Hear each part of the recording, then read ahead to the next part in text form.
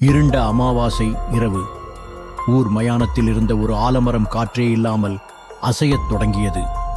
அந்த பாதையில் தனியாக வந்த மோகன் ஏதோ சத்தம் கேட்டு மேலே பார்த்தான். அடர்ந்த விழுதுகளுக்கு நடுவே ஒரு பெண் வெள்ளை சேலையில் தலைகீழாக தொங்கிக் கொண்டிருந்தாள். அவளுடைய நீண்ட கூந்தல் தரை வரை நீண்டு கண்கள் மட்டும் நெருப்பாய் ஜொலித்தன. பயத்தில் உறைந்து நின்ற அவனது தோள்களில் ஏதோ ஒன்று சொட்டு சொட்டாக விழுந்தது.